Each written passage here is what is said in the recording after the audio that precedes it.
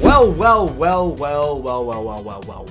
Welcome back to another episode of Feature Film or Bust. This is episode 3, and I know I haven't posted in a while. I've been busy, writing the movie. We have been hard at work writing this movie. If this is your first time tuning in, Feature Film or Bust is the story of how I'm going to be making a feature film over the next year and a half of my life. Using the knowledge that I have learned through film school and the amazing friends that are going to surround me and help me with this project, we're going to make a feature film, and I'm going to be documenting it here, Feature Film or Bust. Our movie is called Human Resources, and it is a thriller horror movie about a boy named Sam who gets a job at a department store, and only until it is too late does he realize that he has been pulled into something much scarier. Me, my brother Evan, and our friend Chris have been writing the screenplay over the course of the last 8 weeks, and it is going good, and I just wanted to update you that we have hit the 90-page mark, my friend. 90 pages of Human Resources. Oh my gosh. We have hit the 90-page mark. That's what I'm talking about. I've been recording the video and audio of every single session of writing,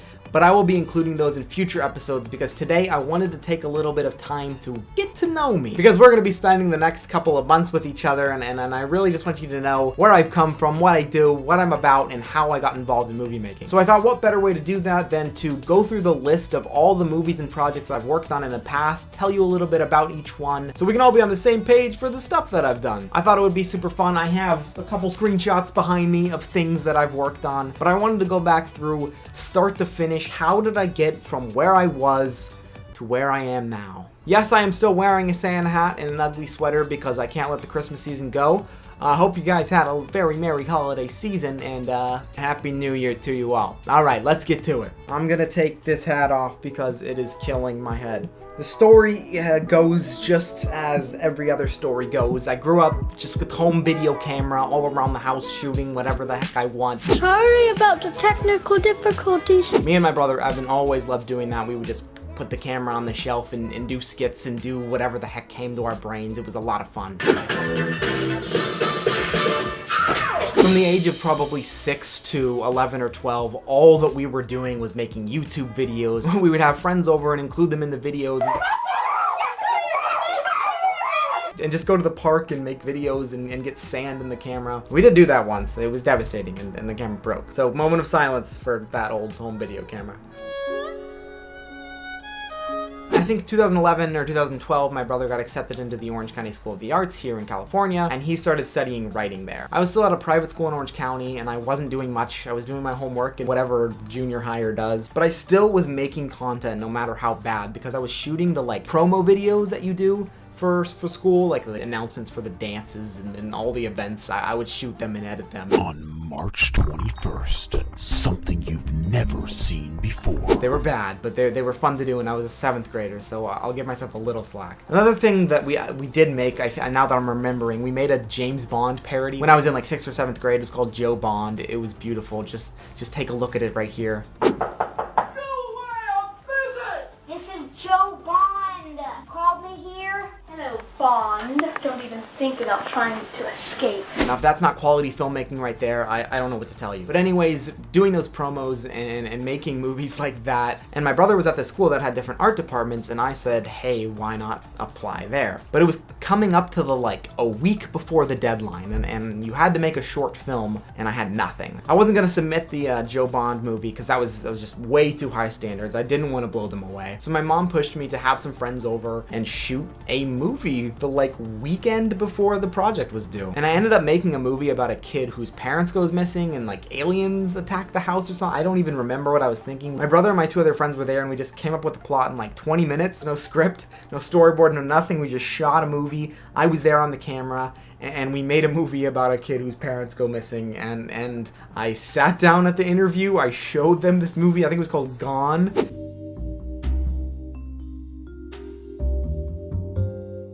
And I felt pretty good about the interview, and a couple weeks later they called and I had gotten accepted into the school. So yay me, congratulations. Okay, I got the computers back online, don't worry. So I got accepted into the school, and I went into 9th grade with still no actual palpable knowledge of film. It was still just, let's make a movie with your friends. So I started at OSHA. I met a lot of great people there, and I started to actually develop the skill of filmmaking, I guess you can call it, at least the stuff that you can teach. And we went through Film Production 1, which was our 9th grade for a semester. semester's course, and we had to make 2 movies with no dialogue. So we started at the bare bones of filmmaking. It was a really difficult assignment, and the first one I made was called How to Fend Off an Intruder. Someone breaks into his house and he has to conquer his fears, and he's about to leave, but he decides to turn back and attack the guy with a knife. It was great. It was like a 120-second project, and just teaching us how to tell a story without saying anything, which is a really weird concept that none of us really liked, but I think it was really where I started to build the foundation of being able to tell a story, I guess, without having to explain everything through dialogue. So I made How to Fend Off an Intruder, and then our second semester project, it was called Learning to Rock, I think it was, and it was my friend Ethan, who was in the same film program with me. He starred in it, and he was trying to play the guitar, and then he had to sneak into his dad's office, and my brother Evan played the dad, and it was just, I don't know what it was. I even ended up drawing a fake mustache on my brother, and that played in front of a crowd of like over 250 people. So if there are things that we regret in life, it was definitely not that. So I get through my first film production course. I have those 2 movies under my belt, and I think it was difficult and humbling to just learn the very, very basics, just learn the rules of it. This is tangentially gonna apply, but I just wanted to talk about it just because I can talk about self-expression a little bit. The first movie I made, the How to Fend Off an Intruder movie, I pitched a sequel to How to Fend Off an Intruder to my teacher, Mr. Brown, and he shot it down. So in defiance over like spring break, I went and shot the whole project. So yes, learn the basics, yes, practice your craft, but at the same time have fun with it, because I made a stupid crappy movie. I think it was called like The Return for Truth or something. Yeah, do weird stuff like that. It's fun. It's very fun. So hitting summer coming up, 2015 summer, I had come right off of making basically nothing, just making crap, little projects. I wanted to shoot a third one of that, where it was like a huge budget thing that needed like hundreds of extras. And when it came to, okay, we're gonna shoot this thing, I was like, oh yeah, I don't have the experience to do something like this. So me and my brother Evan, we sat down and we outlined a much simpler story that we could just shoot in a house. And that's where the idea of my short film called Joe was born. It told the story of a guy who told puns. It appears that I've gotten all tied up in this situation. But his parents don't like his puns, so he ends up murdering them. You make me sick! You're a disgrace to me and to this whole family! You're no son of... It ended up spiraling out of control into this experimental, absurdist, weird project for coming off of just making 2 to 3 minute non-dialogue projects, and it was weird, but it was a lot of fun. We had like a premiere for it. It was kind of my first taste of, oh, this could actually be legit. I just knew it was gonna be a hobby for the rest of my life. So with the solidification of releasing Joe and showing my friends, in semester 1 of my sophomore year rolled around, my buddy Ethan had written a project called Janitor First Blood,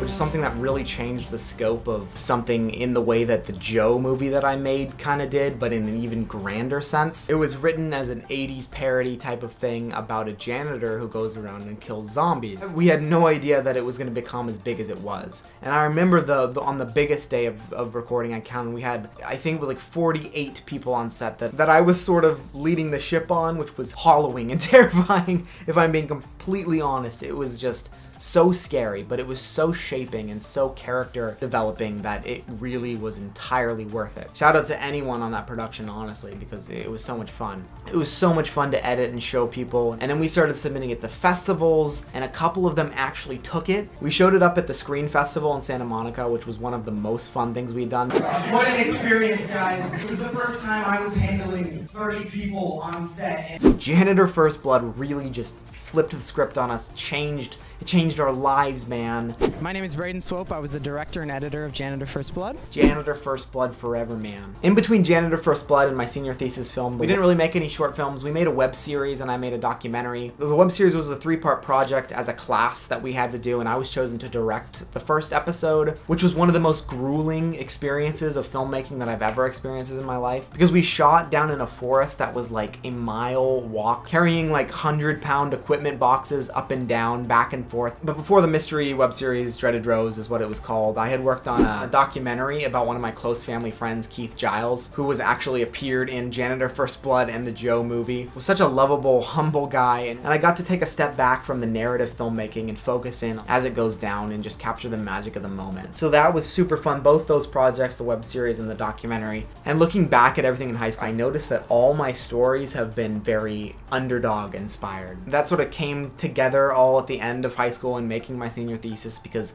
The World Within Vincent is just totally about the rising up of the underdog who totally just punches up in their social ranking, quite literally, in The World Within Vincent. I just love seeing the underdog story at the end of the day. And that leads us all the way into Human Resources, which is going to be a huge underdog story, taking someone of low confidence and turning them into someone bold. It's just been the most interesting type of character study that I can even think of. And I think through these short films and through these projects that I've worked on, I think I can do it. I'm just crossing my fingers that I can make this happen. We have 90 pages. In the next writing session, we are scheduled to finish the screenplay. So that's just a little bit of the backstory of me, the movies that I've made, and the type of stories that I like to tell. And I hope that gives a little bit more insight, and hopefully that can make you connect a little bit more with the series and see where it's going. And support my dreams, man. Just support my dreams. So I really hope you enjoyed watching this. The next episode's definitely going to be much more nitty gritty. I'm probably going to have Evan sit down and talk with me here. We can probably go through more of our inspirations and the tone and everything else. So thank you guys so much for watching Human Resources. Come on,